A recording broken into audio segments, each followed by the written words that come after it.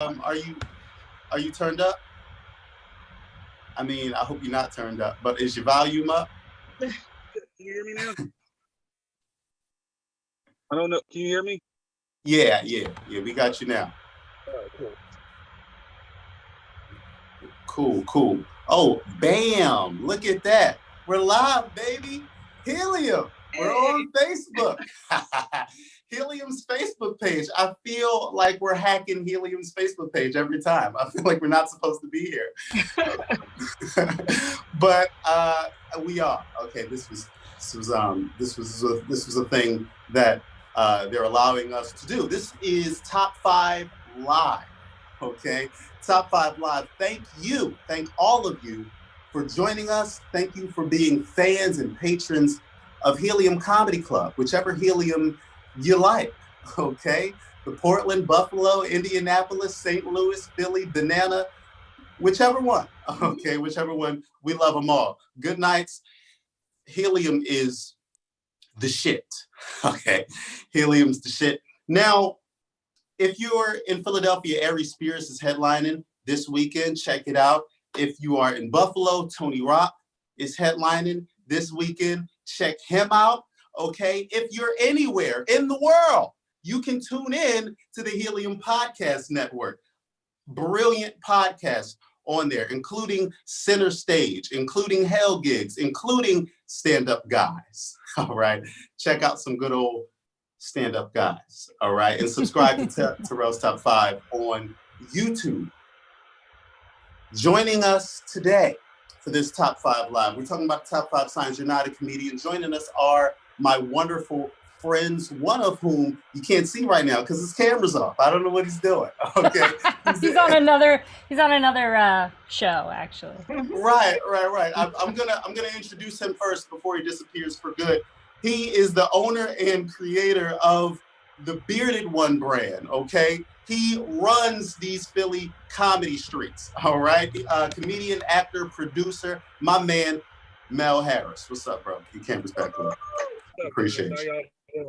You know what? I was trying to clear everybody out. Like I was getting IG messages and FaceTime. I was getting everything at the same time, so I was trying to clear everything out. So I kept going black. So I wasn't delivering pizza or anything like that. I'm tuned in. I'm in there. Now I may do a couple of Uber Eats drop offs, but that's it. Like my right. We're supposed to provide the illusion that we're like doing comedy full time, but it's hard when you're like doing Uber while doing comedy. DoorDash gang. Right. He's knocking out Uber customers to open mics. Your Uber passing, right. Yeah, I've tried that before. It's weird when you start talking about your show while you're Uber driving. Like, hey, you guys know I'm performing at Helium tomorrow. And they're like, yeah, all right. No, they've never come.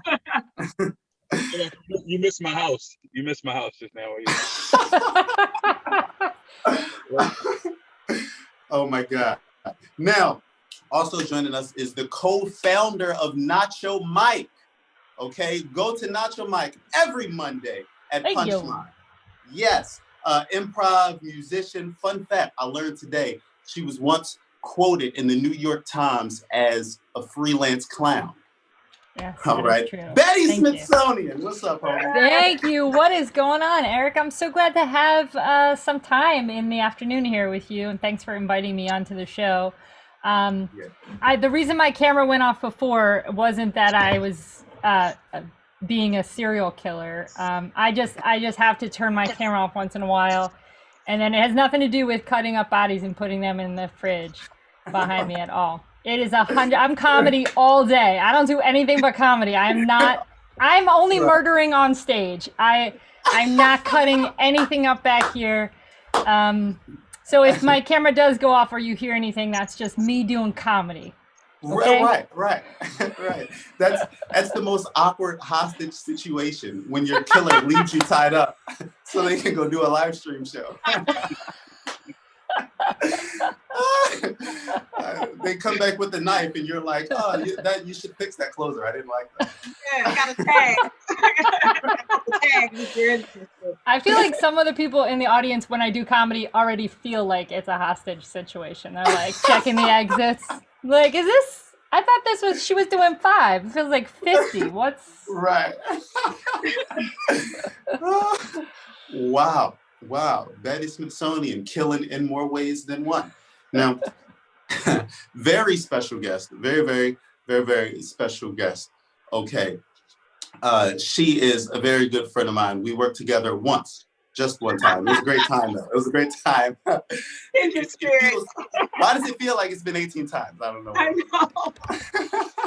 Kindred spirits. That's how that works. Right. We're like, you know what? We work together now, I think. But you've seen her on TV One, Revolt TV, Fox Soul, the one and only Patrice DeVoe. whoop whoop? Thanks again for having me. You know how much I love you. As you can see, I'm streaming live from my deluxe apartment in the sky. As long as I don't move the wrong way, it might. Right. I'm glad you knew that we were going to talk about that background.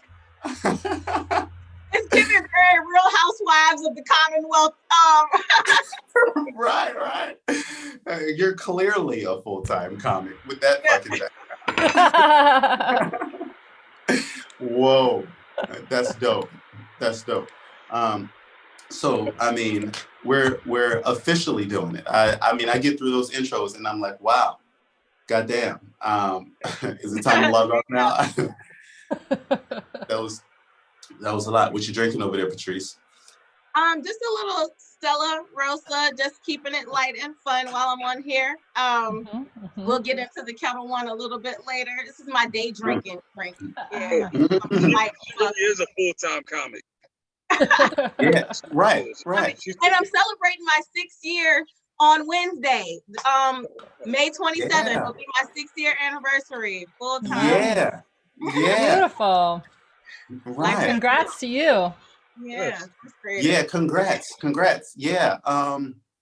Not to shit on you, but I celebrating my 10th year next week. And so this is a good time.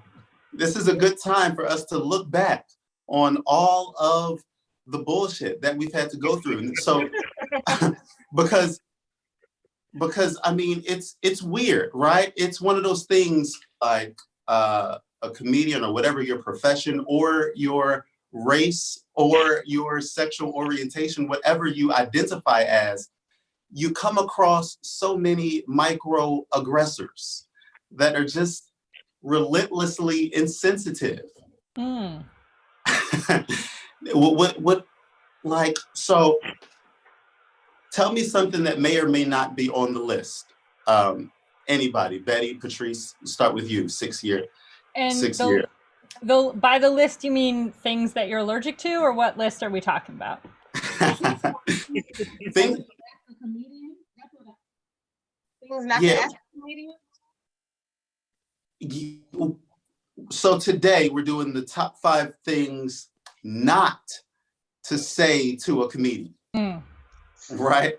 The top 5 things not to say. We get this all the time. We're sick of hearing it. You don't see why you shouldn't say that kind of thing. Tell me a joke gotta be number 1. Tell me a joke. You comedian, tell me a joke.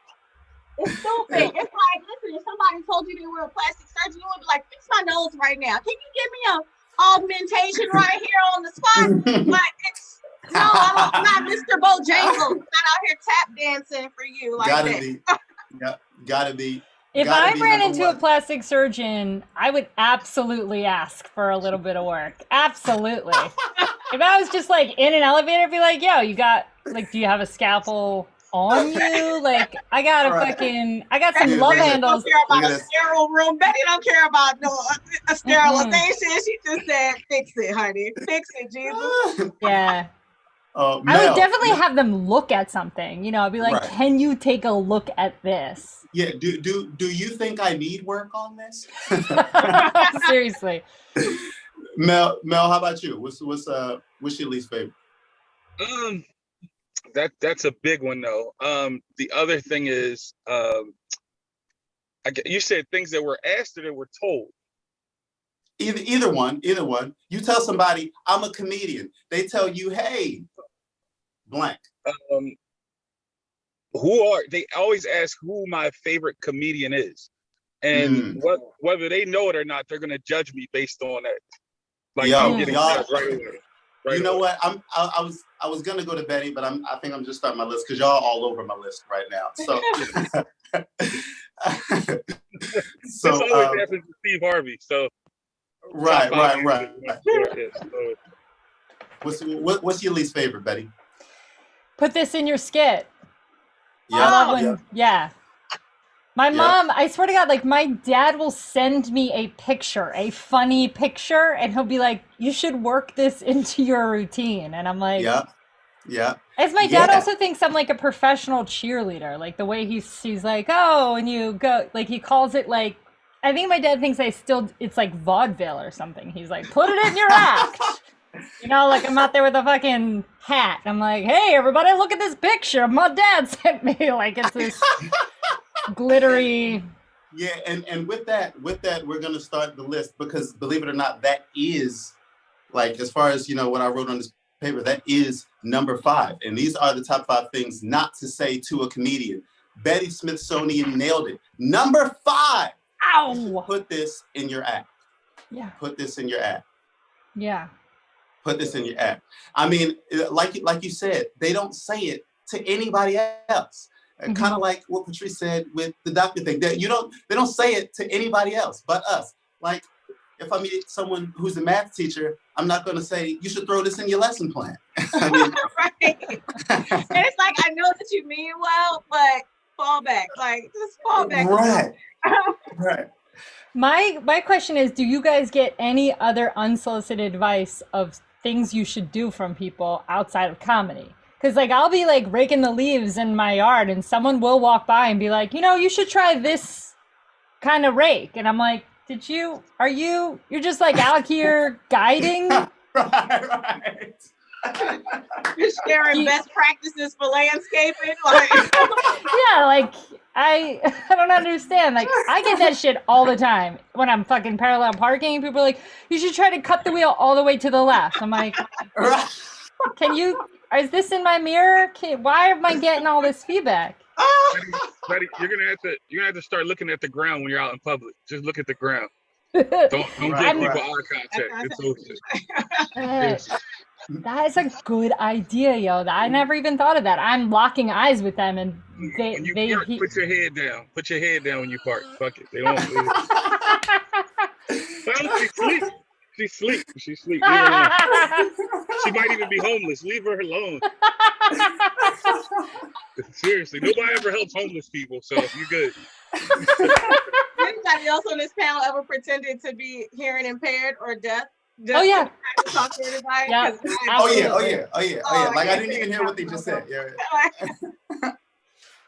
Yeah, I do that almost all the time when I'm on the phone with my mom. I'm like constantly. It's good. It feels good to do that. Yeah. It's funny. People will be telling a story about something that happened in their life, which is the funniest to me. It's not even my life. Like let me tell you this. Like you've got to be able to work this into your act somehow. Let me tell you what my daughter did. Let me tell you what she did. She's not my daughter. I don't want to. I don't want to. Right. I don't want to talk about your daughter. I wasn't there. First, I don't know. I'm not. It's like they need to be able to, they're like trying to give you a disclaimer, be like, this next thing I'm going to tell you is funny. Do what you want with it. This is gonna be great. Get out your little notebook. Here I go. Are you ready? Yeah, they're doing you a favor. Like, listen, you can have this. You can have it if you want. I love it. I can't wait for you to use it, and so they can go on when you're on TV. Right. They're like, I gave him that. I gave him that. Right. That's exactly what it is. That's ultimately what it is. Oh, that's exactly what it is. It's all ego. Right. And it's funny, they try to bait you into it. They'll be coming to the show and they're like, you better not talk about that one time. You better. Do you want me to talk about it? Is that because I'm not? I don't think they don't realize in our regular conversations we take that stuff out of their stuff and put it in our material. I get more funny out of those regular conversations where they're talking about themselves and all the bad stuff, and I take that shit to the stage. They don't even know. Like, keep telling me about your grandmom that eats out the trash can. I like that stuff. Right. Like what I'm gonna put into my act is you saying this to me. Like this is right. Like, right. Also, I really appreciate them assuming I have an act. Like, I'm going out there and talking out of my ass. Does anyone else? I'm up there just fucking whatever is shiny. I'm like, oh, look at this. They think I fucking prepared something. Like, thank you for thinking this is a craft. But oh my goodness. Yeah, much love to Rodney Davis, Anissa, Rashawn, everybody tuning in the chat. We really appreciate y'all. Rodney Davis comments, is chicken strips just tall chicken nuggets? I don't know who's talking about chicken strips. You might be in the wrong chat, Rodney. I don't know. This isn't Popeye's live stream. Love it. That was random. Like when you don't screen the comment but start reading it, and then you're like, I shouldn't have committed to this. Wow. Oh, Cedric. Cedric says hi. Hi, Cedric. Cedric always tunes into this live stream. Hello. All right, these are my friends Betty Smithsonian, Mel Harris, Patrice DeVoe. Follow them on Instagram, Twitter, everything. Subscribe to Terrell's Top 5 on YouTube. Go to Helium Comedy Club, see a show. This is the top 5 things not to say to a comedian. Number 4. You should audition for this TV show. Yeah.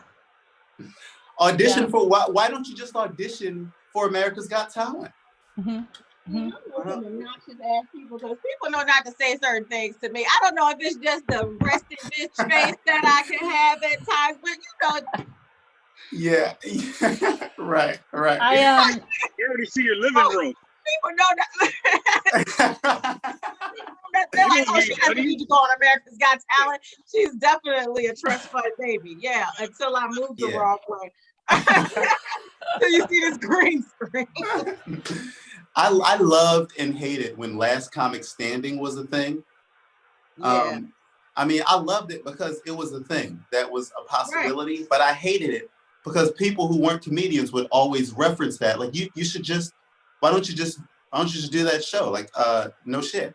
Act like you just can walk in and be like, yeah, I'll tell jokes. It's just that simple. Yeah, no, I didn't send a million tapes over the last 6 years to. Right. And that's what hurts about it, is because it makes you feel the failure. I like to send tapes out, but they're just like mixtapes of like my top love songs of the 90s. I'm like, here you go. Take this, Last Comic Standing. Review this. I was gonna say, I'm a lesbian as well as a comic, and when I was first doing kind of both of those things, my mom used to be like, whenever I would say something funny, she'd be like, "You should send that to Ellen." Like, because y'all have a lesbian group chat, and she is the moderator, right? Yeah.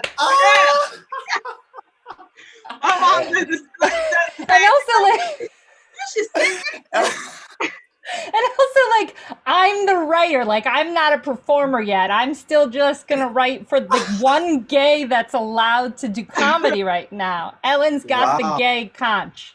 Yeah, that's awful. That's an awful. How do you not realize that's an awful thing to say? I don't. Oh my God, Ellen would love you. Oh my, Ellen would love you. I mean, I think it's someone's way of saying, like, it's okay you're gay, and also I'm okay with that because I also like Ellen. Or they'll just respond with like, oh, I love Ellen. And I'm like, great, that's awesome. Right. Send that to Ellen. Great segue into probably another one that's on that list. Do you know so-and-so? Like, or wow, y'all are so fucking psychic. Oh my fucking gosh! Like this is This is the only topic that like all of them have like already been given. There's no element of surprise here at all. but yeah, so that's exactly what the next one is. Okay, which okay, so I'm gonna say it the way I hear it. All right, I'm sure Patrice hears a different thing. Number 3. Okay, so do you like Kevin Hart? What is Patrice here? Are you like a Kevin Hart? I mean, listen, Mel Harris and I are both Black comedians from Philly, like Kevin Hart. And I went to school, Washington High. I graduated. Damn. Year before, so I walked the halls with Kevin Hart. So I get to hear it all the time. Like Kev is in my back seat right now. Kev, aren't you? Do you know Tiffany Haddish? You should open for her. Like, yeah, let me FaceTime her right now. Right.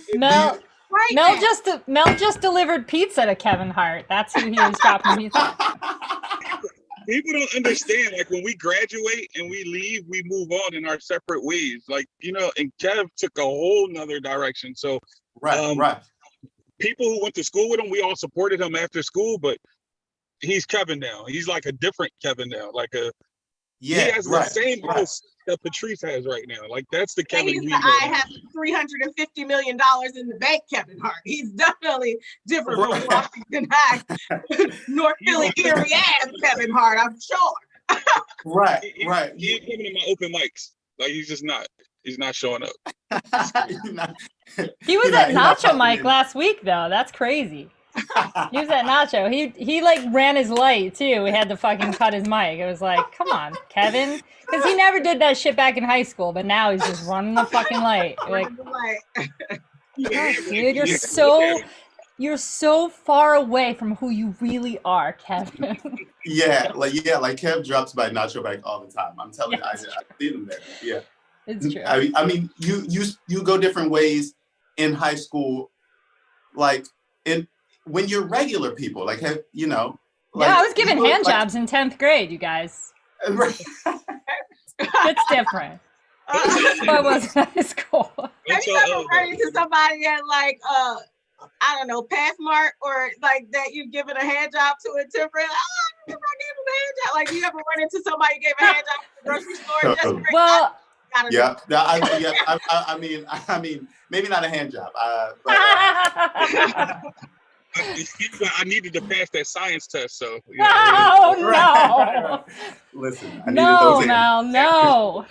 I needed that study guide. Okay. Okay, Rashawn. Do you think that people are just a question for the group, but in it, like when you tell someone you're a comedian and then they just say the next dumb thing, do you think people just are terrible at having kind of conversations with people and they're just like that? Or is it specific? Is it unique to being a comedian that like pulls out the dum-dum? Oh no. These are the same people asking doctors to work on them on the spot. They're stupid people, I think. Yeah. Right. I do think it's unique to the job because I think that most people feel like comedians are further removed than they are. Like, no, you know, a bunch of people that go to open mics, they just don't tell you that they do. Or, you know, like, you know more comedians than you know. Yeah. It's kind of a shameful profession depending on where you're at. Right.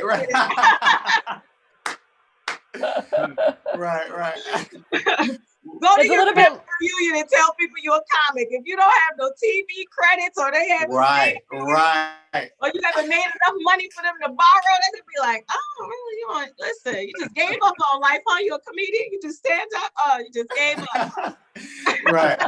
You've been doing comedy 15 years. You're still in the neighborhood. You don't even want to tell anybody. I'm just like, yeah. I sometimes, I do comedy. It sounds very similar to AA. People are just like trying to fucking keep a low profile. I hang out in church basements and I don't want anyone to really notice me. Right. Like I prefer this not be how you find out I'm a comedian, honestly. I don't want to talk about it right now. Yeah. Yeah, So, yeah. what about you, Mel? Betty's question. Do you think there's stupid people or do you think? I think that the entertainment thing brings a whole nother level of questions that you wouldn't gather, because what we're doing a lot of times is stuff that's in people that they feel is a part of them that they've never been able to let out. I run into people all the time like, man, they used to say I could do that, or they used to say or people always say I'm funny. So I get that 5 out of 10. Half the people I run into are going to tell me some story about how they used to do this, or I used to write comedy or something. So I think a lot of it is more interest, and they're just so into what you're doing and they can't believe it. I mean, having a day job and then telling people that, or them finding that out, it's like a whole trail of like questioning, like, you know, how did you get into that? Like, how do you do that and do this? You know, it's crazy. So I think they're just intrigued, like the whole thing. And like she said, we're not far enough removed. We're one swipe away from that background being from behind her, but they don't know that. It's like you're supposedly not above them, but you're in a different realm than them because you are this comedian. And comedy is different than any other form of entertainment because it's just us. It's just we don't have a band. I don't belong to a group. It's just us. Yeah. So you make a phenomenal point. That's a huge thing that people either immediately identify and they're like, oh, I wanted to do that, and there's some envy, and then you're on the same level with them because it's not like they're telling you this while you're on stage, because when you're on stage you're physically a couple of inches at least above. So when they're like eye to eye with you, they're like, oh, I got a joke and it's about a dick. You got 5 minutes? I want to tell you this joke. You're like, okay, a dick joke. How crazy. Right. Dayton King made a really good point. I don't know if you want to read it, Eric, but I thought that was oh yeah, I'm glad you in the comments. That's supposed to be my job. Go ahead. What they say? Oh, Dayton King said, I think it's also because a lot of them think they could be a comic because it looks easy when the good ones do it. That is a fact. I definitely feel like, you know, people definitely think it's easy right until you go up there, and especially for your first time, you find out that 5 minutes feels like an eternity. Like 5 minutes can feel like an eternity. Oh yeah, my very first time was the first time I did stand up, I was like, right. Okay, 5 of them. It's 5 of them. I gotta do all 5. Okay, 5. 60 seconds 5 times. That's what you like. Right. And did you over prepare? Like I wrote like 3 pages for like 5 minutes when I first. I feel like I was over prepared. Sweating bullets by minute 2. And it was forgot everything that I had written down that I was gonna say, and just went up there. Right. People, like Mel said, people love to live vicariously through other people. And that's something that a lot of people do say when you tell them that you're a comedian. They go, oh yeah, you know, I thought about doing that. You know, I think I'm funny too. You know, people told me I'm funny. Like, stop it. I don't care. I don't. I'll tell anybody if they come up to me with that. Like I said, go do 5 minutes. You'll know right then and there. Right. It'll either go really good for you and you can't stay away, or it'll go really bad for you and you will either say, nope, that's not for me. Or some people bomb so bad, they're like, I got to do it again. You know, so it really just depends. All you got to do is 5 minutes and you'll find out if you built for it or not. I would definitely say, Patrice, to follow up, and that's a brilliant point.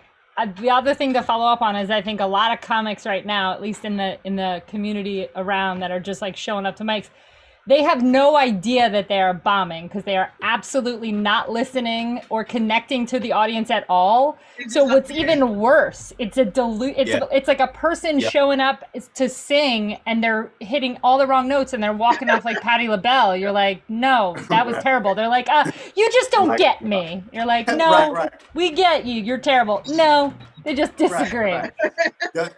Don't drop the mic. Pick that back up. Yeah. Pick it up, turn it off, wipe it off, get the fuck off the stage. You're terrible. Betty just said something that I've been running into a lot lately, and it's a harsh reality, and I don't think people accept it well, but everybody is not meant to be a comedian. Like, even those who are kind of funny, we're not all supposed to be a comedian. Like, we all have a lane, we all have something that we're great at, we have some things that we're good at, but actually being a stand-up comic is not the job for everybody. Even those who are extremely funny are not able to be stand-up comics. It's Yep. That's like so true. That's so true. Well, Yeah. there's more to it than being funny, and until a lot of people realize that they're going to be out here. Funny and comedy, two different things. My grandma Absolutely. is. Yeah. So these are the top 5 things not to say to a comedian. Mel sort of kind of just alluded to this, but I get this a lot now. I've had so many. This is number 2, right. Number 2, and I've gotten this so many times. I've gotten this. I don't know about you guys, but I hear it all the time. Maybe it doesn't bother some comedians, but to me, I've grown to hate it. Number 2. You're a lot braver than me. You're braver than I am. I mean, literally today. It's funny. I had this list written down yesterday. Literally, after I wrote it down, someone else said it to me today. Like, and it's like the opposite of what you were saying, Mel. People who think they can do it, but some people know they can't do it. And those people bother me more. Really? Yeah. The people who go, oh wow, you've got a lot of balls. You're braver than I am. It's also like a strange way, like, again, in terms of just poor conversationalists. It's like, okay, where do we go from there? You know, I just told you I was a comedian. You're like, oh, you're braver than me. It's like, okay, bye. See you later. Like, how else do you want to, how do you want to pull this apart? You want me to explain or justify? Like, it's not like someone's like, oh, that's so interesting. How'd you get into that? Like, that would be like a way to like have a conversation. But instead someone's just like, oh, you're too brave for me. It's like, okay, goodbye. I now, like, I kind of get what you're saying. It's almost like if you know anything about Black conversation, when something happens and a Black person say, "Oh, you better than me." You better than me. Yes. Not me. Exactly. You are better than them. They think that you dumb as hell. Yes. They think that you are stupid and crazy. That's so funny because I hate that too. I hate you're better than I am. I'm not better than you are. I'm not. When somebody say that, listen, it's definitely a backhanded compliment. Right. Oh God. I don't know. Yeah, anything, I can't comment on the Black conversation. I'm not in as many of those personally, but I will say, like people. I think go ahead. People. No, I'm sorry. Go ahead. Oh no, I was just gonna say, some people were like, oh, you must have a lot of free time. And then you're like, what? Backhanded compliment. Yeah. That's a lot of free time. Yeah. And that's when you respond with a lie. Like, yeah, I've got a lot of free time, full time. Okay, it's a full-time comedy. That's all my free time because I'm full-time. Okay, I'm full-time. Yeah, it's a lot of like, good for you. You're like, cool. I don't know. It is good for me. Listen, so all right, we're at number 1. Now, for number 1, I'm gonna put on the Ring of Truth. Yes, the fucking Ring of Truth. The truth is coming, and hopefully, my friend Patrice DeVoe is still alive. Oh, there she is. Okay, I don't know what happened now. Okay. Oh, so I like to do this. Listen, but I like to go around before I give the number 1 thing because we're gonna give number 1 and we're gonna be out of here. We're off. So I like to go around and ask you guys what you're doing. So Betty Smithsonian, where can people find you? Yeah. Mondays I'll be at Nacho Mike over a Punchline, and then whenever anyone wants to book me, let them know to book me, and then I'll be where they're gonna book me at. So that'll be great. I look forward to that. You're really brave to get booked. Thank you so much. I have a lot of free time, so that's probably why. Well, what a brilliant response. Hey Betty, where you perform the next? Wherever you book me. That's where the fuck do you mean? You haven't. What about you, Mel? I'm actually this week. I'm doing Eric Terrell's top 5, and then I got I'm at the Attic Brewery, which is like a dope brewery, and like near East Falls. They just upgraded me to 2 shows a month. So I'm doing an open mic there once a month, the first Tuesday of the month, and I'm doing an actual show the last Thursday of the month. So this is that last Thursday. 137 Berkeley Street, but you can follow me on the name that's listed, Comedian Mel Harris on Instagram. I do post a lot of my shows, and then I got the brand, the Bearded One brand, which is skin and beard care and apparel. So that's the hustle. Yeah. If you're not in Philadelphia, enjoy your road trip to 137 Berkeley Street. Patrice DeVoe. I hate to sound like I'm like really booked and busy, but I am. So I'm gonna run off some of these dates. I'm in the Ugly Mug in DC on this Thursday, the 27th. I'm in New York at the Brooklyn House of Comedy on Saturday. I'm back in Richmond with Toure Gordon as the headliner with Ridiculously Funny Richmond, myself, Ken Jones, Skeeta G, a bunch of other funny people are going to be on that show. Tickets are, if you follow me at But Is She Funny on everything, on Eventbrite, tickets for those things are there. And coming up, one of the things that I have going on with Bob Sumner, one of the creators of Def Jam, we're putting together a showcase out here, 10 comics, 10 minutes, and he's looking for new talent. And so I'm excited about producing a show for that and showcasing a lot of the talent that's coming out for that. And those names of the people who were chosen for that showcase will drop on June 4th. Nice. So make sure y'all support all of that. Make sure y'all go see Ari Spears in Philly this weekend. See Tony Rock at the Buffalo Helium this weekend. Subscribe to Terrell's Top 5 on YouTube. These are the top 5 things not to say to a comedian. We all know what's coming next. We all know what number 1 is. Comedians everywhere, get ready to unleash your fury, okay? Because number 1, tell me a joke. Okay. Tell me, do one. Do it right now. Yeah, I've literally had somebody say it that way. It was the funniest thing ever. Somebody literally said, "Do it now." Like, do it. And how do you handle that? Because it's 2 schools of thought. You can tell a joke that's really like condescending and low key puts them in their place, like, you know, and tell them a joke, or you can just not entertain and be like, nah, it doesn't work like that. But you can see me here, and here. How do you handle it? Because it's probably one of the most irritating things though, for me. One of the most irritating things ever. Most seasoned comedians do get irritated. They get angry. Like we just aren't having it. We shut it down. But I'm a stand-up guy, okay? What I do is I very politely tell them they're on my website. Check out my website, you know? Just try to work in the whole self-promotion aspect in there. Or I tell them when my next show is. Yeah. I in the most polite way, I tell them that I'm just not out here passing out jokes for free. I'm too good for that. Give them a little nasty knock joke. You want to hear a joke? Knock. Who's there? Right. Somebody not telling you a joke. I'm brave. When someone asks me to tell them a joke, I tell them one of Eric Terrell's jokes. I'm like, all right. So y'all know I'm a black man, right? I just start there. And then they're like, what? Shut it down. Yeah, that's oh my God.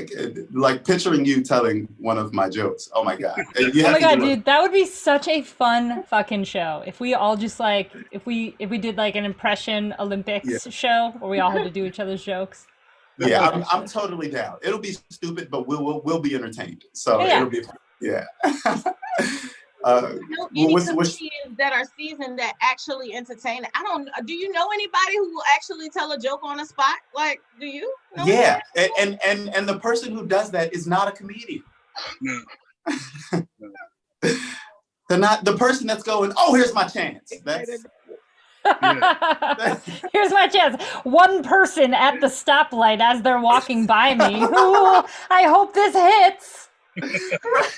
Have you been on a plane, sir? Right. Oh my God. And here's one thing that you don't realize when you ask a comedian that if that joke doesn't work on you, who you're probably a poor audience. I mean, and you're one person. Then all of a sudden, I'm not a comedian anymore. I'm not. Yeah, it's a hard rejection, man. It's a tough. It's like a swipe right, quick. Standing in the middle of Rite Aid. Standing in the middle of Rite Aid, embarrassing yourself. It's not. Yeah, it's not. Come on, man. Like, why right here? Right. I don't know, because people who are like rappers and stuff like that, they have to be ready to rap on the spot. Yeah, And yeah. I kind of can see how that could be an expectation. Yeah. Comedy is a different form. That's a different art form. It's not. Yeah, Right. it's not. Yo, It's like porn. Like, what if I was to put, like, no, I'm not a comedian. I'm a porn star. Now, what do you want? Huh? Right here. Right here, Rite Aid. Blow me right here. Let's I don't do it know, right when here, I- Rite Aid. when They I have sell sex, condoms. They sell condoms. Let's go. I'll say Let's show this, you. dude. When I have sex, it's pretty funny, actually. Yo, what person goes, oh, you're a porn star, you haven't fucked me yet. You've never fucked me. You've never fucked me. You a porn star? Prove it. Prove it. Oh, yeah, prove it. Prove it. I have never seen your dick. There's no way you're a porn star. Oh my God. Whoa. Listen here, miss. I know I do it for free, but not in Walmart. Okay. Right. There are laws. They got blow up mattresses though, so they do. They do. I should have said Radio Shack. I don't know. Do those exist? What? I think Patrice gave me a great idea. When if someone asked me to tell them a joke, I'm gonna start to rap for them. And I wrote a rap as a kid. I wrote a "Don't Do Drugs" rap when I was in like 6th grade. Daddy, please drop that high 16 before we leave. Please drop the Don't do drugs and don't Oh, drive yeah. drunk. I They gotta try to have be it. bold. They say it's dunk. Your brain is dead. Your life is gone. To do it anymore, you'll be sorry for so long. Hey, let's go. There you go. There Bars. you have it. There. Big Now That's, fire. I just changed my top 5 rapper list now. How about that? How about that? Goodbye, Tupac. Oh, my. She's Hey, right on Nicki listen. Minaj, bro. Betty Smithsonian, we love you. We love Mel Harris. We love Patrice DeVoe. Thank y'all so much for joining us, baby. Having me. That was Right. my Oh, that was fun.